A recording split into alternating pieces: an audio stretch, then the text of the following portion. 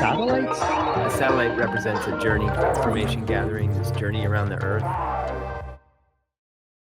Yeah, the AirTag thing. I was wondering if I know that there were creepers that were using that to like follow people, or at least I heard that on the news. I never like really dug into it to see how verifiable it was, but it seemed plausible. But then when you get like one of those text messages or an alert that says there's an unknown AirTag around you, Yeah, I just had the suspicion that like people are playing on that fear of that plausible scenario to do a phishing attack. it could easily be. We were talking about. Hey, it's good to be back, Satellite Haiku. We forgot to intro. Oh yeah, welcome to Satellite Haiku. We scrapped the last one.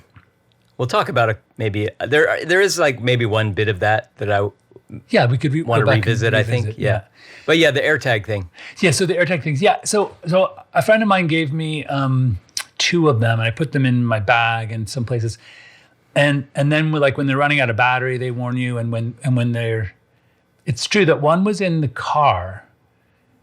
My friend left. He went away and he left his keys in the car, and it had an AirTag on them. And every time I got in the car, it said, "There's an AirTag near you that's not yours," or something.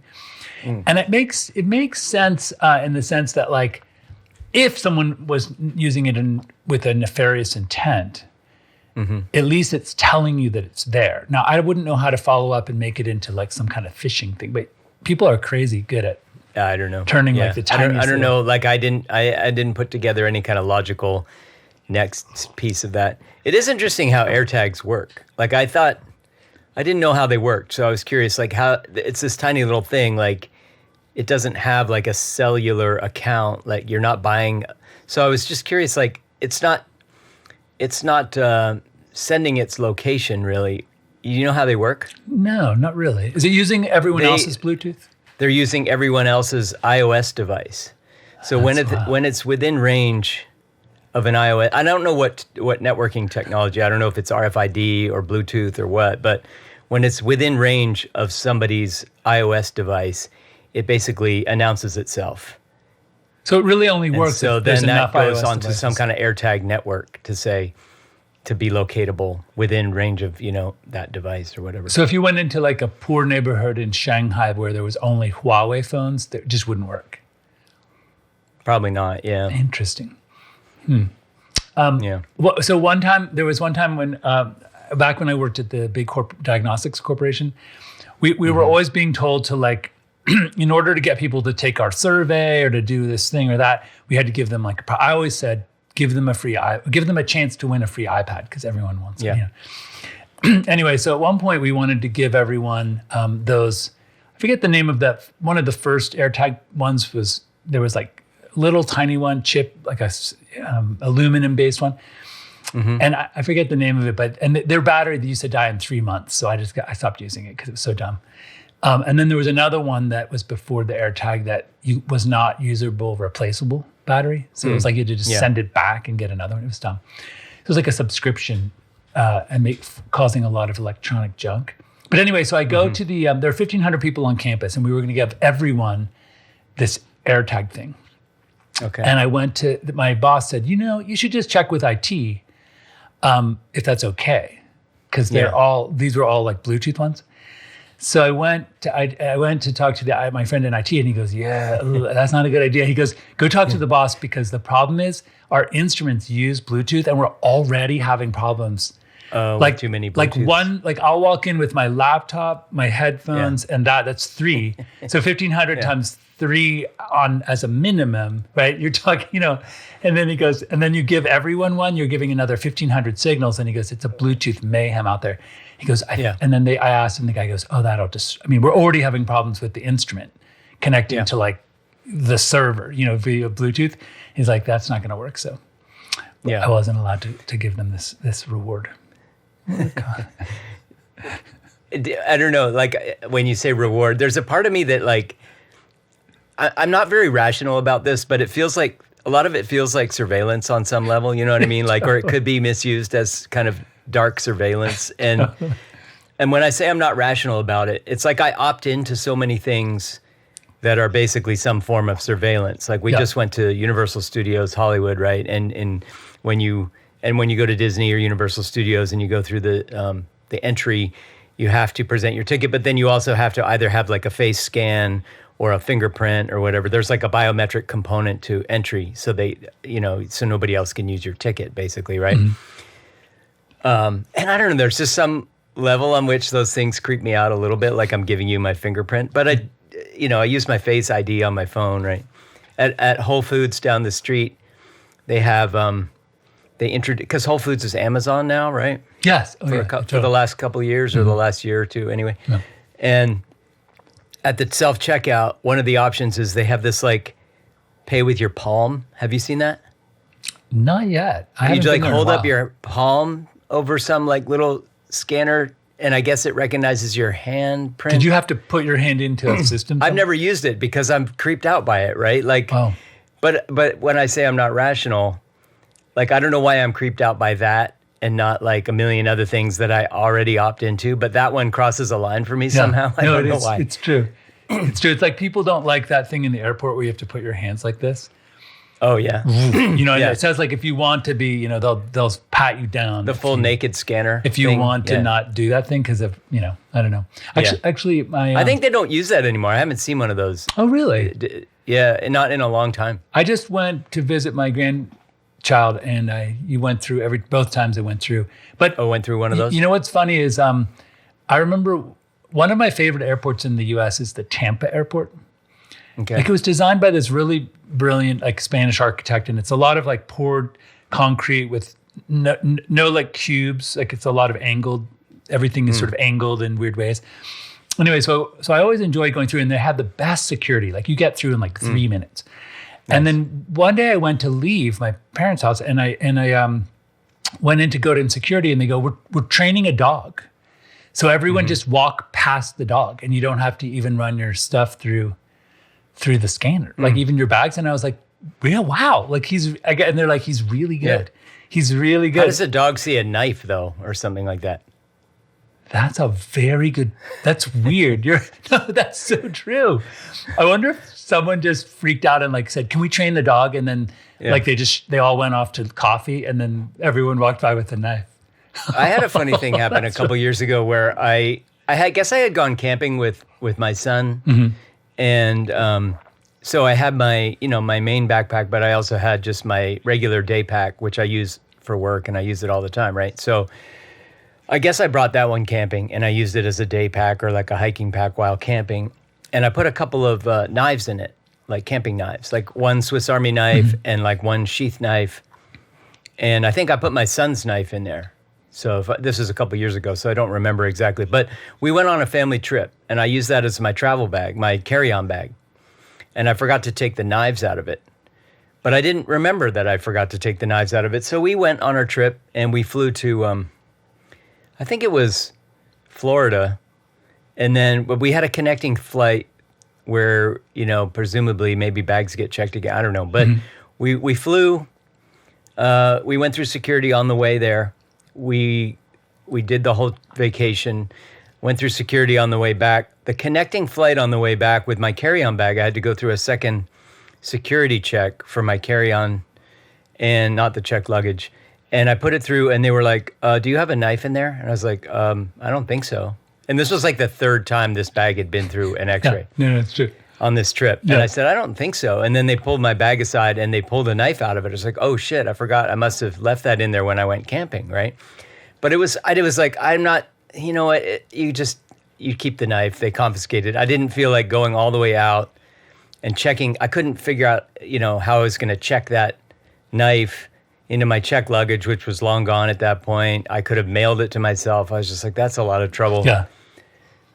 I guess I lost this knife. Yeah. To the process.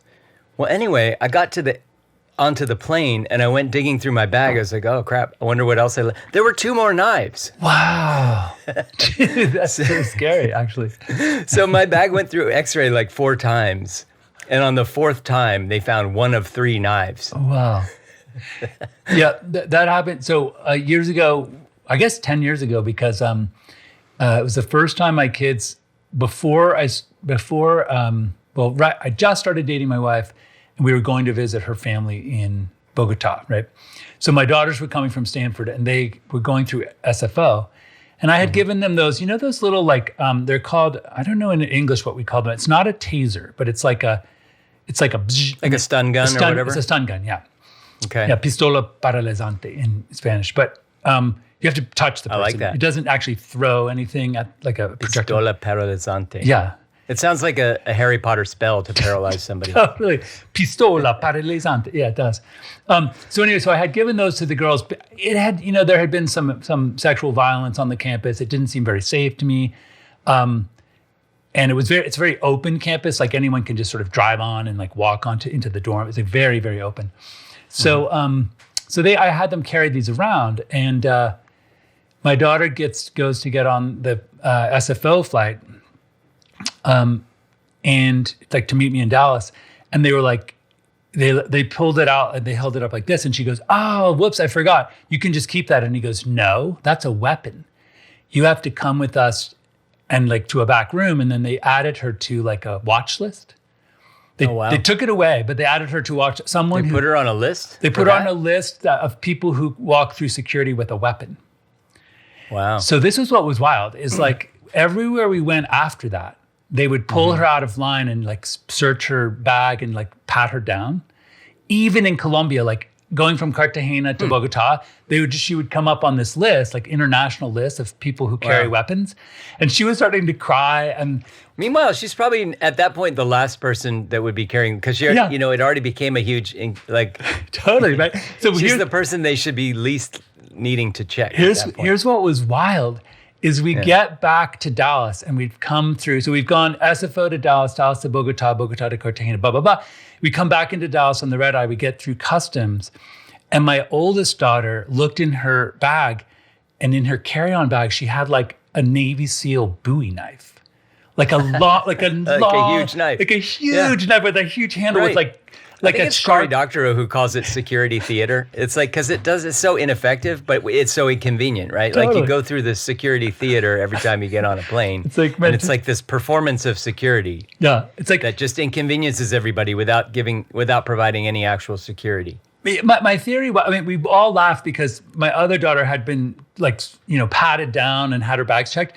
And the one with the Bowie knife, like just they walked through like every single security every checkpoint. Yeah, it's crazy. That's crazy. Yeah. But I almost feel like it's either that the knife is like sideways and it just looks, and it's next to like your laptop or some like shaver thing, and it just looks like something like a hairbrush or something. It's a domain where the power of one bad person to create problems for everybody. There's that saying, like, you're the reason why we can't have nice things, right?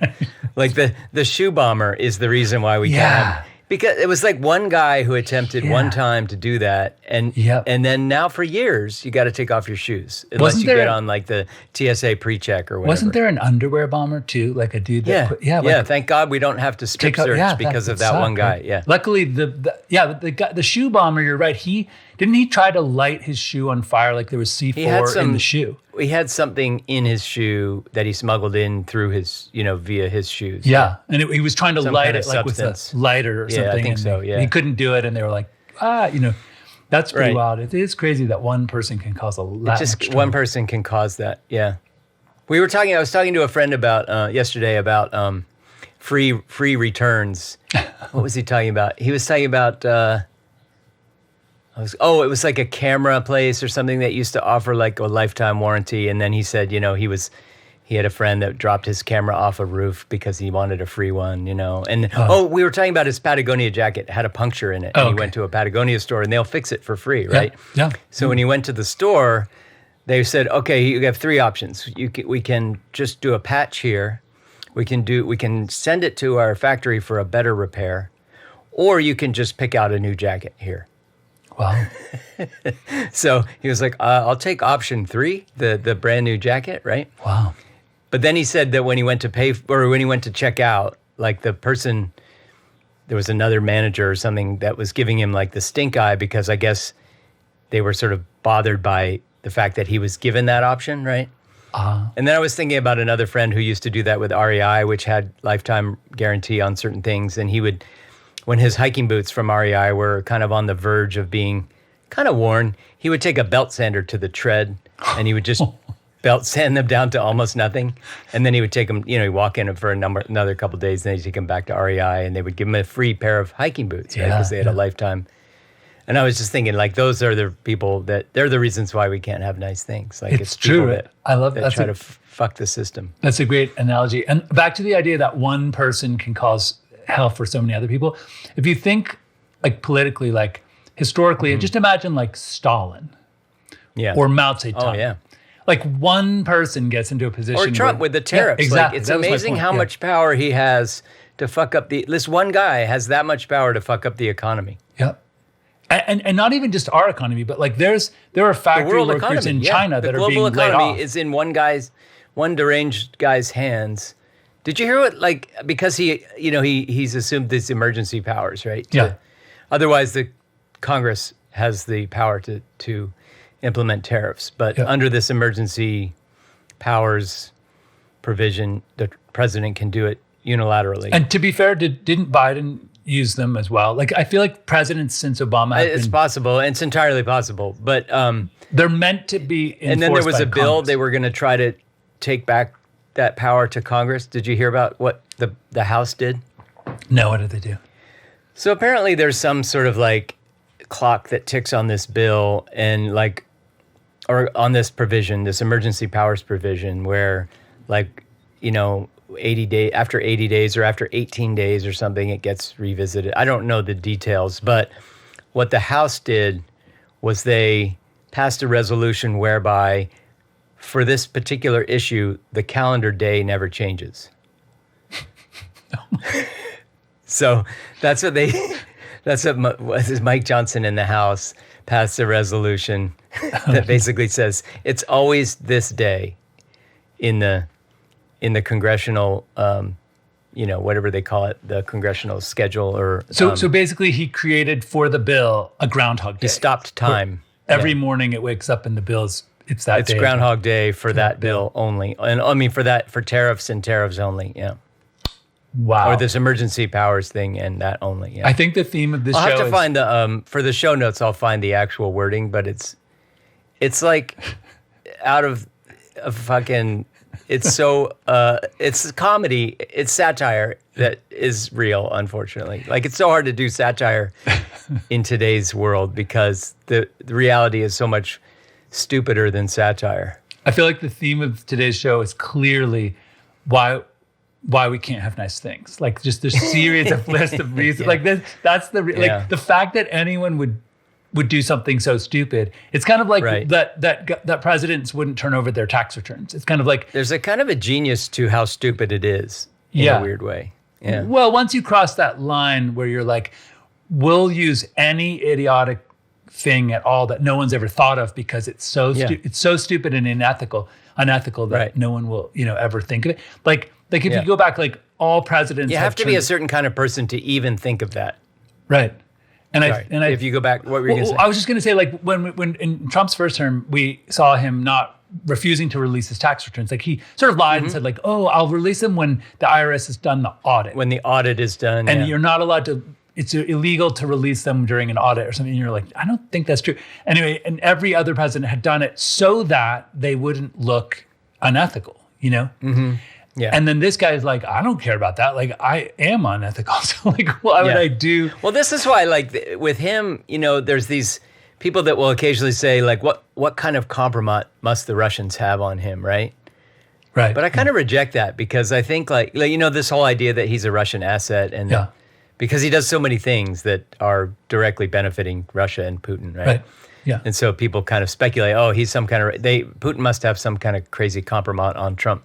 But, like, can you imagine a single piece of compromise that would make his supporters stop supporting him? Zero, like, nothing. He's already done the worst stuff. Yeah, like his whole thing about, like, I could kill somebody on Fifth Avenue, shoot somebody on Fifth Avenue. He totally could, right? Yeah. There's literally nothing he could do that they wouldn't somehow defend or rationalize or dismiss as fake news, right? So, like, there's no compromise would have zero power over Trump, and I think he knows it. Like, so I totally reject the idea that whenever I see somebody say, compromise, Putin must have compromise on Trump. And I've heard Michael Cohen multiple times, refute that idea as well, saying like he doesn't need compromise because, for instance, like during the 2016 election, Putin just said, "I'm considering letting you build a tower in Moscow, and then he was going to give Putin the penthouse." Yeah. And that's all he. And this whole thing is like who's nice to him and who's not nice to him, right? Yeah. Like that recent interview he did with Terry Moran, right? That ABC thing. And he got mad, like, "Oh, you're not being very nice," right? That's his thing. So Zelensky's not nice, Putin's nice. That's basically all he needs. What was pretty wild and awkward about that, and let's just agree that, I mean, I don't know about you, but when I see these interviews, I do see a definite noticeable decline in his, mental acuity. Like he sounds more and more like an old man who repeats. Not just an old man, but kind of a delusional lunatic old man. Right. And so like you heard during that interview, the ABC interview, they're talking about the MS-13 on the knuckles. Yeah. And have you seen the Photoshop? Have you seen the photo? Yeah. Yeah, like whoever did it didn't line them up properly. No, it's really bad. The color, it's so obviously photoshopped. They used the wrong font. Obviously photoshopped. Yeah. Yeah. And so then Terry Moran goes, "Well, that's photoshopped." And he goes, "No, it's not. Can't you just say that it's not?" And he's like, "Let's agree to disagree." And then what happened was the day before the interview, Bukele had released a photo of himself with Garcia and the senator, and the letters aren't on the hand. So like it's two photos like the day before. Yeah. It's like it's so obviously provable, and he's in this world where that's okay to be that crazy. He really is dear leader North Korea level. Like but that's what always gets me is it's like he is, but then the number of people that either willfully don't see that stuff or defend it, or they find some way to rationalize it. Like, you know what I mean? So even if you corner somebody who supports him and you go like, well, he was obviously lying about the Photoshop thing, if they're totally cornered, then they go to like, well, people lied about Joe Biden's, fitness for office. Yeah. Yes. You know what I mean? Like What about it? It's so maddening. Anyway, I can't. Funny thing that I did think was hilarious. Did you see? So they were going around the secretary, the cabinet was having a meeting, and Pam Bondi everyone's going to praise your leader. Like they're saying, what you've done. I heard about that, but I couldn't watch it. So I've just seen clips like on evening comedy shows. Basically, she does this calculation where she goes, we've apprehended 115 million fentanyl pills, and so you and your policies in 100 days have saved 218 million American lives. And you just that's like dear leader, like North Korea level, where he's like 100%, because you're like, wait a second, 50,000, 75,000 people die of fentanyl overdoses. You would literally have to give 218 million Americans a lethal dose, force them to take it like in a Kool-Aid Jim Jones thing to get to save them. Like, you know what I mean? Like, it's just such a bizarre. Like in their math, like one pill kills like 17 people also. One like fentanyl laced pill could kill like 17 people according to their math or whatever, 5 people or something. Yeah. Well, and the other thing that's implicit in their praise about that particular issue, they implicitly are, or they're implying that, fentanyl is smuggled in by, illegal migrants. Right. And it's Americans. That's the implication. But, fentanyl is smuggled in, like something like 99% of it is smuggled through ports of entry by American citizens. Yep. So, but, they obviously they won't say that because that kind of goes against the narrative of like crackdown on.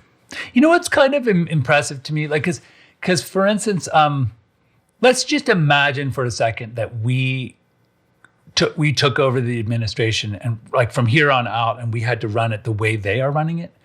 Yeah, I don't think I could think of this shit. Like, I don't think I could come up with this. You know what I mean? I like the level of incompetence and dishonesty and corruption, right? And cruelty. It almost feels like their superpower is they're really dumb, really corrupt, really willing to do whatever it takes to make Trump think they're loyal. Like really cruel. Yeah. And yet, like you watch like but then they could get in front of someone and someone could call them out on something like back in the kids with cages thing. And Stephen Miller can just like weasel his way out from under everything. And you wonder, like, does no one have any, like when they meet up with their mom? Like, well, the media doesn't rise to the occasion at all, because they'll be like, Stephen Miller says blah, blah, blah, blah, blah. But other experts say that it's cruelty towards children, right? Right. They won't say it's cruelty towards children. Yeah, They'll say other experts claim. Right. They don't say like it's the cruelest thing that's ever been done in the history of the United States immigration force. You know, they'll say so-and-so said it's the cruelest thing. Yeah. And as a counterpoint to Stephen Miller, they you know what I mean? Yeah. So I guess this week we could celebrate the fact that a Trump-appointed district court federal judge in Texas said you can't use the Aliens Enemy Act because we're not at war with Venezuela or El Salvador, right? That's good. And the kid that was grabbed in Vermont, that's the green card holder from Colombia, they let him out. Yeah. We still need to get Garcia back, but he's clearly not in the CCOT anymore. Yeah. And I have heard that the New York Times, I think, is coming out today or tomorrow with like an undercover investigation of El Salvador's deal making. Yeah, it seems like Bukele has sort of like backed off, like dialed down his rhetoric a little bit too, because I think he's getting blowback from his own people, key trading partners like Mexico and Venezuela and stuff. Well, like that. a big problem like he's having. Venezuela like made a criminal court kind of allegation against him, like tried to press charges in the International Criminal Court, I think. Well, and that came from Venezuela. His biggest fear actually is, so he has just grabbed a whole bunch of guys in a neighborhood where there was a gang, thrown him into CCOT without a trial. And then he said, no, I haven't incarcerated any non-criminals, right? Mm-hmm. So then the deal that he made with Rubio to take the $15 million to house, criminals, it was, the deal was that all the people that were being deported had to have been found guilty of a crime. They had to be criminals to be put in the prison, and none of them have. Like they're all no due process, right? So then he's squirming around. He doesn't want to give the money back and send the people back, but that wasn't the deal, And like now his people are saying, "Wait, there's innocent people in the jail, and you let them in. Wait, that happened to us. Like there are El Salvadorans in there who were disappeared. Now he's starting to cause problems at home. You know what I mean? Like so that's really interesting. We'll see how that plays out. He seems to be kind of a snake, but how are they going to? I feel like there's got to be a way to let Donald Trump like bring Garcia back himself into Mar-a-Lago and like say, "Yay, we saved you from this terrible guy," and throw Bukele under the bus and then bring Garcia back, and Trump can have all the credit. Like, is there some way to do that? Yeah, I mean, the most sort of the thing I keep hearing that is most plausible or most likely, and I don't know, but one prediction I hear people making across the political spectrum about resolving this is that they will bring Garcia back. They'll basically find some expeditious way to put him through due process, essentially, and then redeport him. Not to El Salvador necessarily, but he's an El Salvador. They will want to save face on some level. But he is an El Salvadoran national, right? But like that was one of the the court kind of rulings was that you can deport this guy, but not to El Salvador because he was. Huh. He had applied for asylum. He had applied to asylum from El Salvador, so there was a credible risk of, fear of torture and whatnot. Credible fear for his life. I mean, his mom and his brother specifically connected to El Salvador. Yeah. Right. So I could easily see that happening where, regardless of what his, and I'm not, I don't know anything about Garcia. He may be some kind of criminal that, ultimately. I mean, he's a union apprentice. Like he's in the union, sheet metal workers union, and has a child. So right, it's very unlikely, but yeah, but I think I could see them coming up with some sort of like flimsy version of due process just to kind of save face on some level. And I don't think there would be, an aggressive defense of Garcia. Unfortunately, if it is flimsy and he is kind of innocent. If it looks like due process, people will kind of just let it slide, I think, sadly. But, we'll have to wait and see, but hopefully it's reached. There's enough attention and enough mess. A really funny one. You know how people talk about failing upwards, like where someone does a terrible job and then they get hired. Yeah. Like I remember Peter Jackson made this horrendous horror film, and it like failed at the box office and lost millions of dollars. And then they're like, "Hey, would you like to do $1 billion? You could make orcs, so we'll give you $1 billion to make the Lord of the Rings movie." Yeah. And I just remember thinking, like, how did they do that calculation? Like, why would they give? So you think that with the David Lynch Dune, they would have learned their lesson, right? So Mike Waltz, the Signal Chat dude. Yeah. Trump was like, hey, so I'm removing him from the national security advisor, and I'm going to make him ambassador to the UN. It's like you exponentially, like if he's that bad at doing the job, like now he can like give away secrets for 157 countries. Like what the hell? I know, right? And then Marco Rubio gets to be both NSA director and Secretary of State, which, like, a factoid is the last time that ever happened was under Kissinger, Henry Kissinger for Nixon. Oh. During the Operation Condor in South America. Like, oof. Basically, like, I mean, it's such a hard job that doing one of them is too much for most people, and then doing two doesn't seem possible. Like, you just, you know what I mean? Like, you'd have to have two teams, and All right, well, I don't know. I guess that's our political segment. Yeah, that's good. That's good. Hey, I wanted to revisit, I think there was, like in our scrapped episode last week, we were kind of addressing some of we were revisiting then some thoughts about chemtrails and conspiracy theories, and based on some feedback that came in, I'll just say that in a generic way. And I guess the one thing that I kind of feel like I didn't want to scrap from that episode is I thought it was, I kind of wanted to just reiterate a couple reasons why it bothers me so much, the whole, like conspiracy theories in general and certain ones in particular, and chemtrails being one of the specific ones. Yeah. And one of the reasons why it bothers me that I kind of wanted to kind of capture again for posterity is just the idea that, like, if you are somebody who thinks that chemtrails, for example, is a real big problem, and you're really worked up about it, it's your passion, it's your mission, and you are personally frustrated by people who laugh at it or dismiss it or whatever, and they're sort of your enemy. And the reason why you're interested in chemtrails in the first place is because you think that they are causing kind of environmental harm. Sure. Right? Okay. The thing that bothers me is, like, why would you pick something? Why would you pick an issue that you have to convince people is real? Like, if you're ultimately worried about environmental damage and harm to the environment, like, why not pick something that, that everybody agrees is a problem?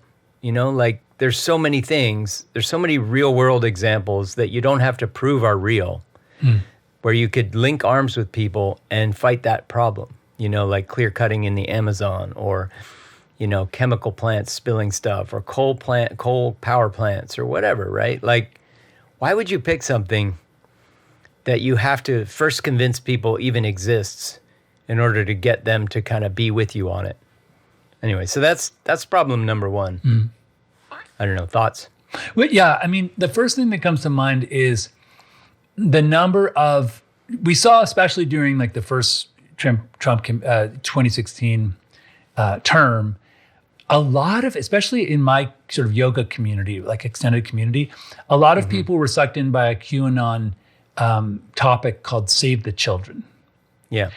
And what was so painfully, that's another perfect example. Yeah. Painfully hypocritical was blocking people at the border and forcing them to wait in Mexico made children much more susceptible to sexual violence and crimes and trafficking trafficking, sexual trafficking. And so if you really, really wanted to save the children, you would be anti-Trump, pro, bring in, let asylum seekers, especially children. Yeah, or even just put Trump aside, like find a way to help that one issue. Like those are children that we could save, right? Well, Rather we than know this that made-up problem. we know that they're vulnerable. We know they're being trafficked at a higher degree, and you're causing more problems by forcing them to remain in Mexico at the border, and they're trying to escape the violence in their own country. Yeah. Or children in Syria, or children trying to escape across the Mediterranean, right? Like there's so many examples at that time and now, children in Gaza, right? Like there's so many examples of children in the world. If your interest is saving children, like there's so many ways you could kind of engage in that and help without making up some fake problem where you need to save the children. Yeah, it is. I think the only reason why people choose the fake problem is it's a way to sort of like not do anything. Right. You know what I mean? Like you can post YouTube videos and share YouTube videos and post on social media and feel like you're doing something, about saving the children without actually doing anything real. It's almost like, and it makes you feel good, but it doesn't contribute to the problem that you claim to care about. Well, ironically, when we say it makes you feel good, there's some kind of dopamine reward thing when you're clicking through like these, doing your own research about it, and you find out, look, Hollywood is, trafficking children. Now that I know that, I try to tell my friends about it by posting things. They like it. I get that dopamine sort of now, because you're right. Like, but that's all that's happening is you're in this like weird loop of dopamine reward for reposting bullshit that's not helping anyone, without actually helping. It's a way of getting out of actually helping anyone, but still somehow feeling like you're doing something and getting that dopamine hit. Yeah. Right.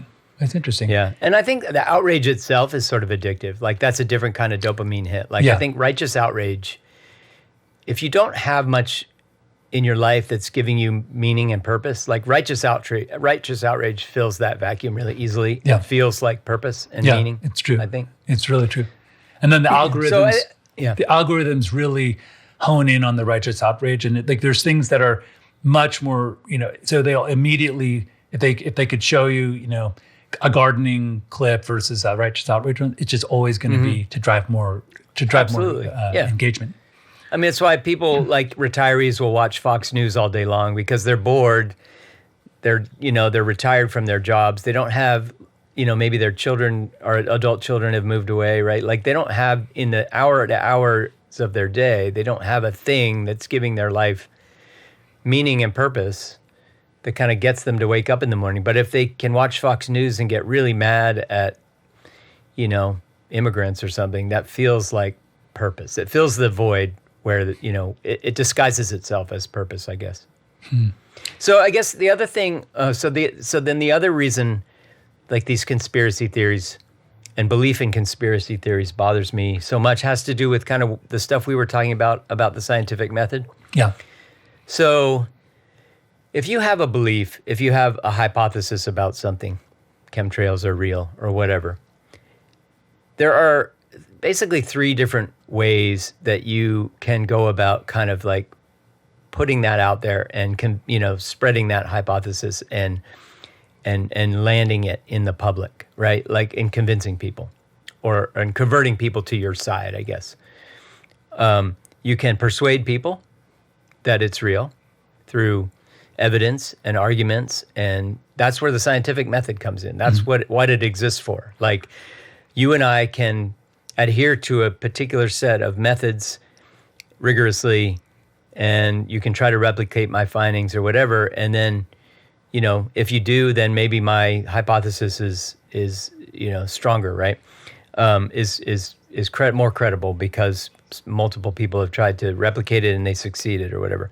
So you can persuade people, you can coerce people, right? Like you can force people to just obey, to just follow your lead and decide this is real.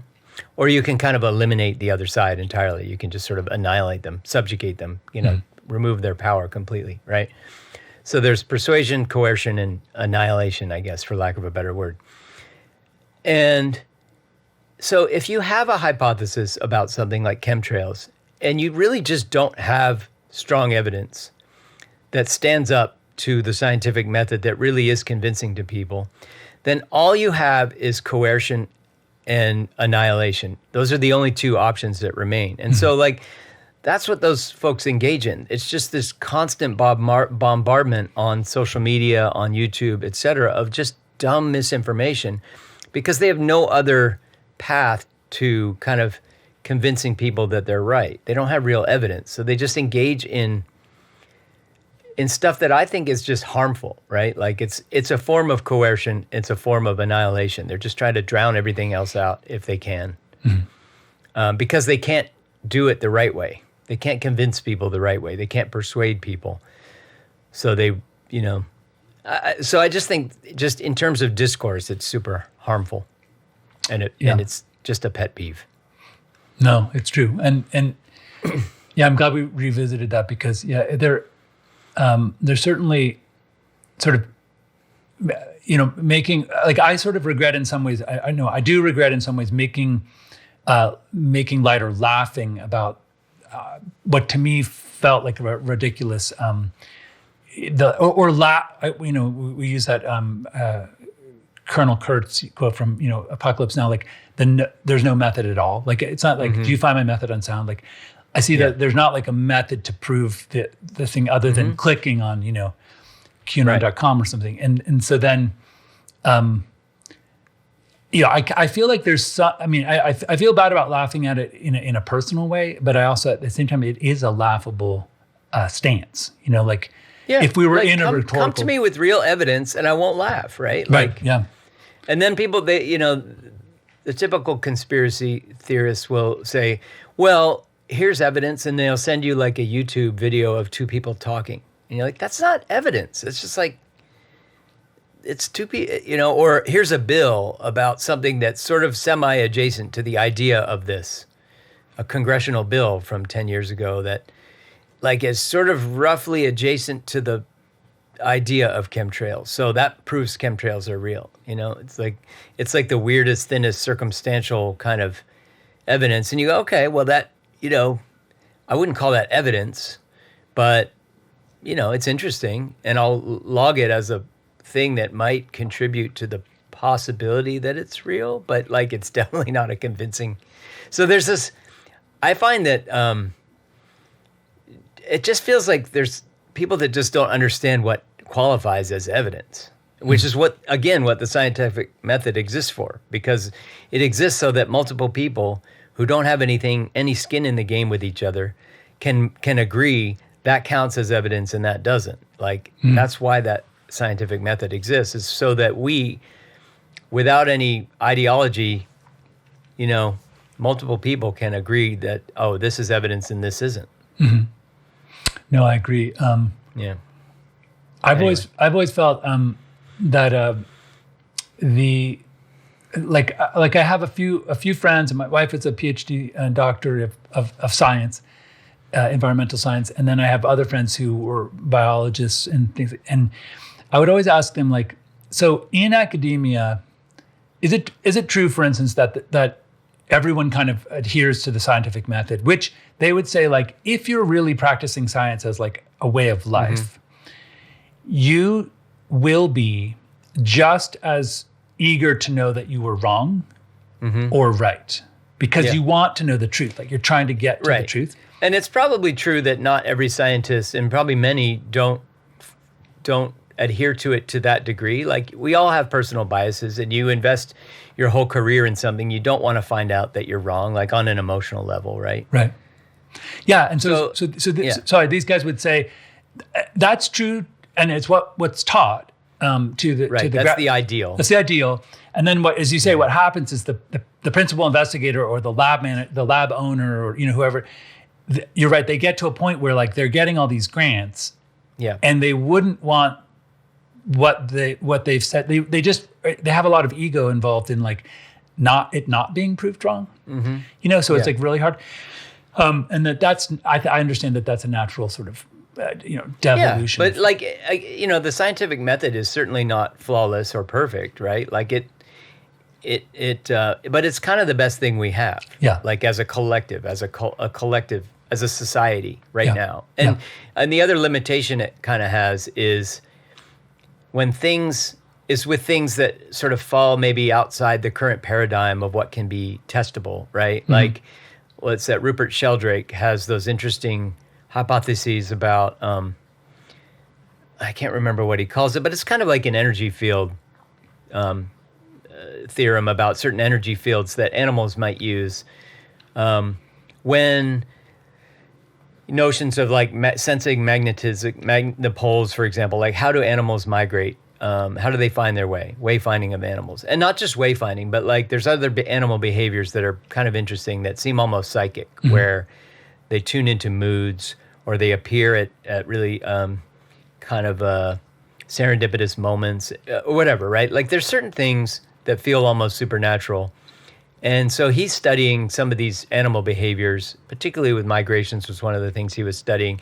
And he did a lot of tests where he disabled like animals' ability to sense magnetic fields, and they still found their way. He it's amazing. had animals that were blinded or their hearing kind of disabled or whatever, right? Like, so he kind of eliminated things that were the kind of the dominant hypotheses. And then he was left with, well, what is it? Like, what else is there? And there was nothing really in this current set of sort of scientific explanations that he could sort of point to. So, but he's been sort of dismissed as a crackpot because his ideas fall a little bit outside the current paradigm. And so I do get the frustration of people that go, hey, we should listen to Rupert Sheldrake a little bit more. Like we should entertain the possibility, like if we're really following the scientific method, we should be willing to ask those questions about the kinds of questions he's asking. And you go, well, there are sort of political biases within the scientific community as well around certain things, consciousness, some of these harder problems that aren't easily testable within, the sort of the science that we have today. Some of that stuff gets too easily dismissed as kind of crackpot stuff. Or like with life after death, like that's another one where you go, we should be like, we don't know what happens after we die. That's a fact, right? Like, and so when you hear a scientist say, well, we just turn to dirt. Okay, well, our body does. Sure, our atoms return to the universe, but we don't really know what happens to our consciousness. We have no reason to necessarily believe that our consciousness lives on, but you can't just sort of definitively dismiss that idea because the reality is we don't know. So like I think there is a sort of a tendency of scientists to be unwilling to say I don't know in some cases, which means they're not really following the scientific method.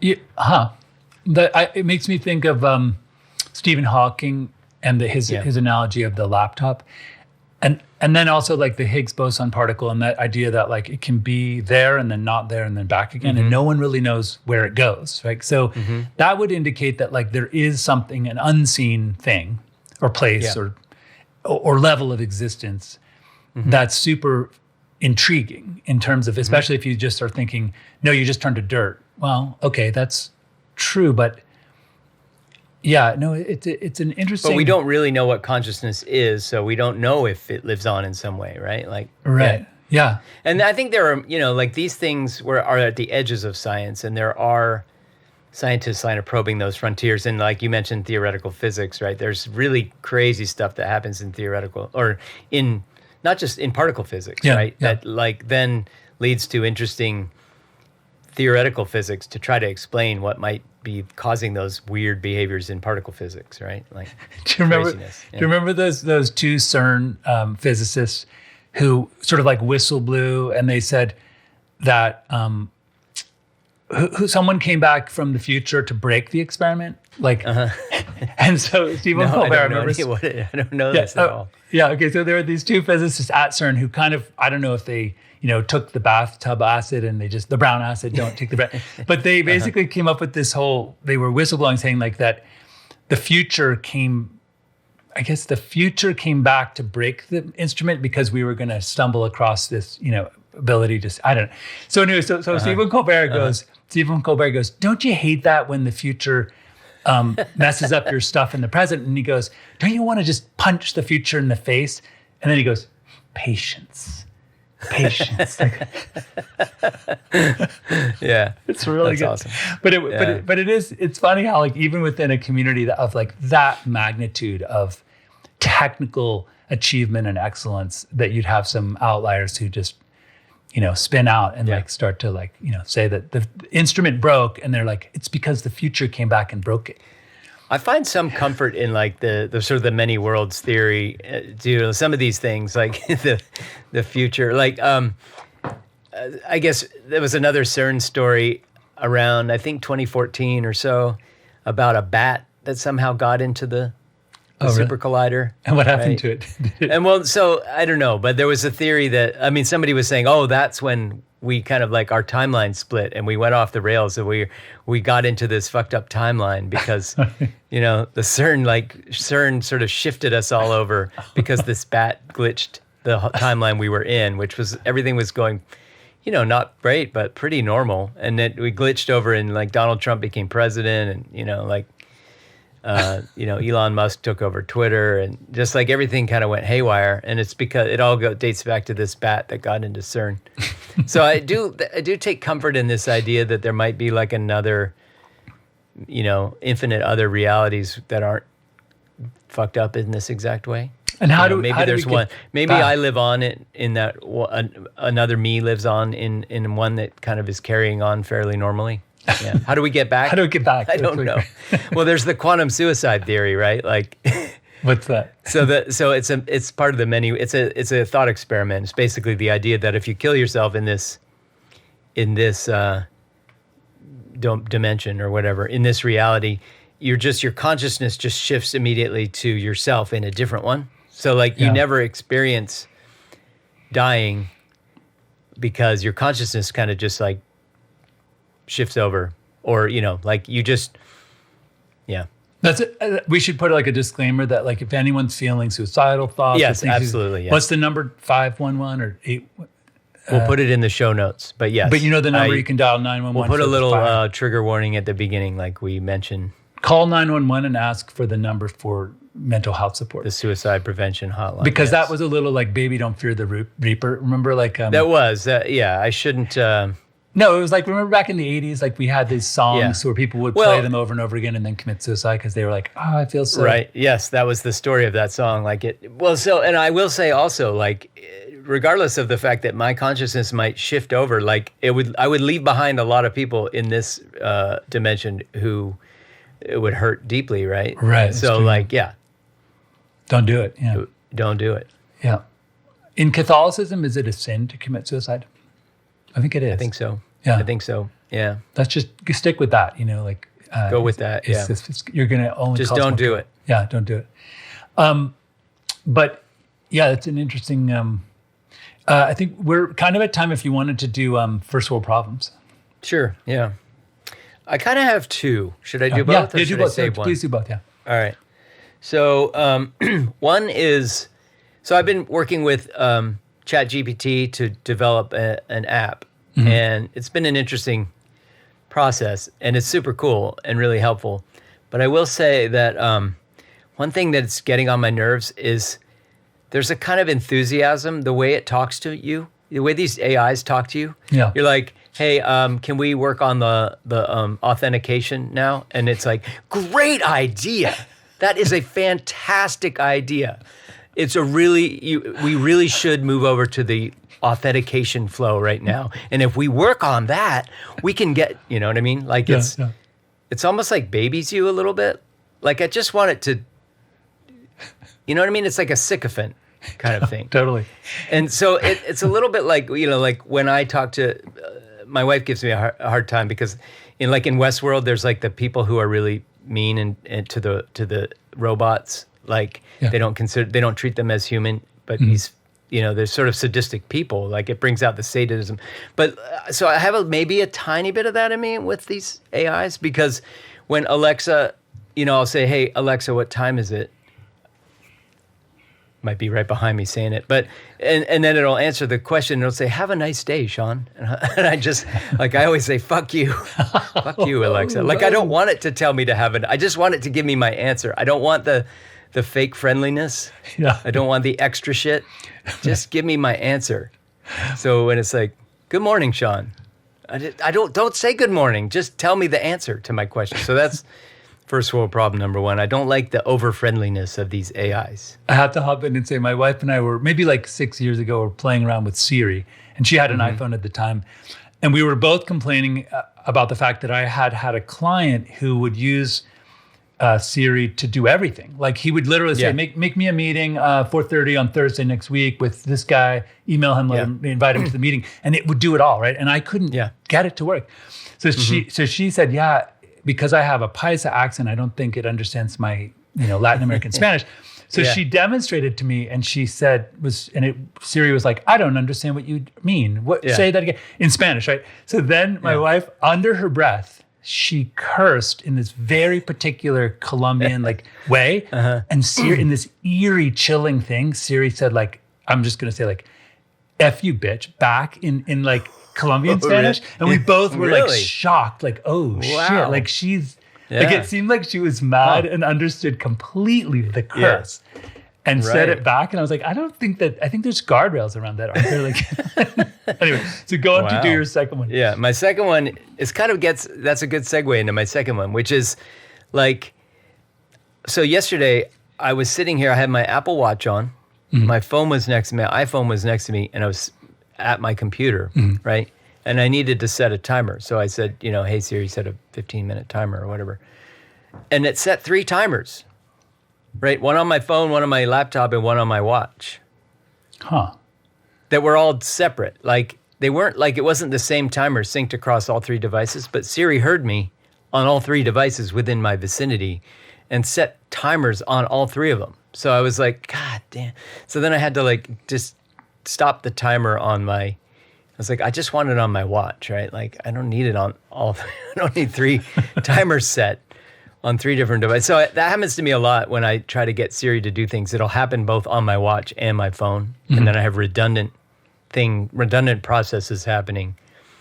I'm not usually at my laptop, but yesterday I was at my laptop, so it went, it was in 3 places, but it's often in 2 places. I'll get the response from Siri, and I just wish it would pick one. Or they would be a single one synced across both devices. Right. You know what's funny is I have a bunch of, I probably have 2 old iPhones, a laptop. I probably have 5 things connected to my Apple ID. And the old iPhones, I typically leave them in airplane mode, but I use them for doing film-based things. There's a few apps, I control my lights with one of them. I control the gimbal with one.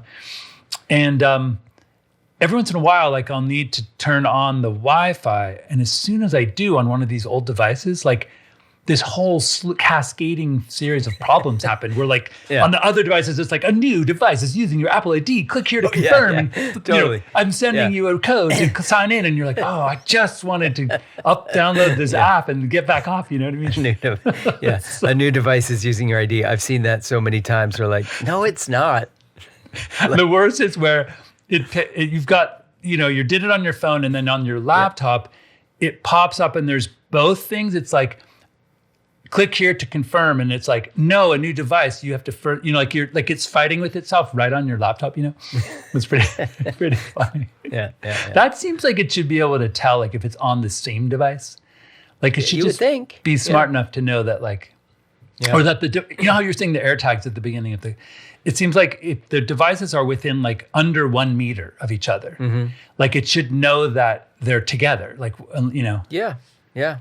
Yeah. Cut to. All right. So that's a good first world problem. That's a great first world problem. Yeah.